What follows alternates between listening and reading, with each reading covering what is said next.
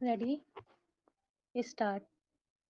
प्रधानमंत्री विदेश में प्रवासी भारतीयों से मिलते समय कई अहम भाषण देते हैं।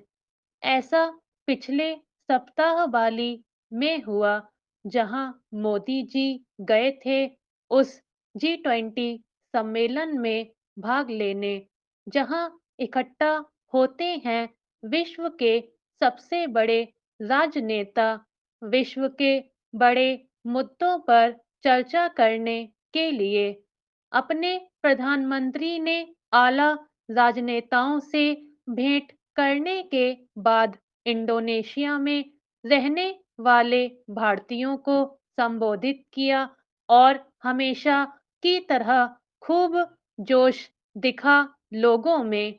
जब प्रधानमंत्री ने पूछा कि 2014 के बाद सबसे बड़ा परिवर्तन भारत में कौन सा आया है, तो जवाब मोदी, मोदी, मोदी की गूंज में मिला।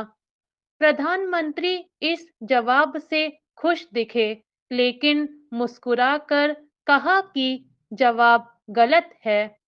सबसे बड़ा परिवर्तन मोदी के आने से नहीं आया है भारत में।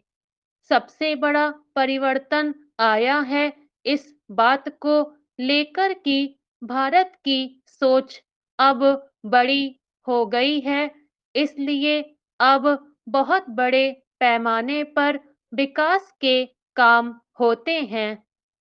छोटी सोच रखते ही नहीं हैं अब भारत के शासक। इसलिए सरदार पटेल की प्रतिमा का निर्माण तय हुआ, तो विश्व की सबसे बड़ी प्रतिमा बनी। गुजरात में क्रिकेट स्टेडियम बना, तो दुनिया का सबसे बड़ा स्टेडियम बना है। यानी असली परिवर्तन भारत में आया है सोच विचारों में। प्रधानमंत्री ने फिर विस्तार से अपनी बात समझाई। 2014 के बाद 32 करोड़ बैंक खाते खुले हैं।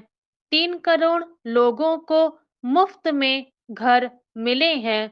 रही बात कोविड के टीकाकरण की, तो गौरवान्वित होते हुए मोदी ने कहा कि भारत में इतने लोगों को टीके लगवाने का काम हुआ है, जो यूरोप और अमेरिका की कुल आबादी से दोगुना है। भारत में विकास इतनी तेजी से हो रहा है अब कि वह दिन दूर नहीं जब भारत विकसित देशों की श्रेणी में कदम रखेगा। मैंने यह भाषण गौर से सुना और वे तमाम तस्वीरें भी देखी टीवी और सोशल मीडिया पर, जिसमें मोदी दिखते हैं और जो बाइडन और इमैनुअल मैक्रों जैसे नेताओं से बात करते हुए।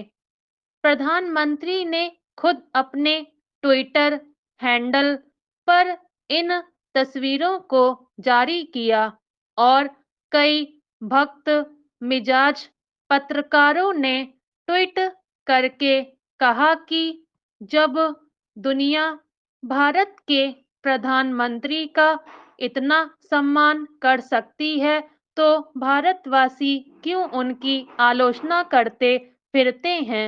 वे शायद भूल गए थे चापलूसी करने में कि आलोचक हर लोकतांत्रिक देश में मिलते हैं, और जहां आलोचक नहीं मिलते उन देशों को लोकतांत्रिक नहीं कहा जाता। स्टॉप।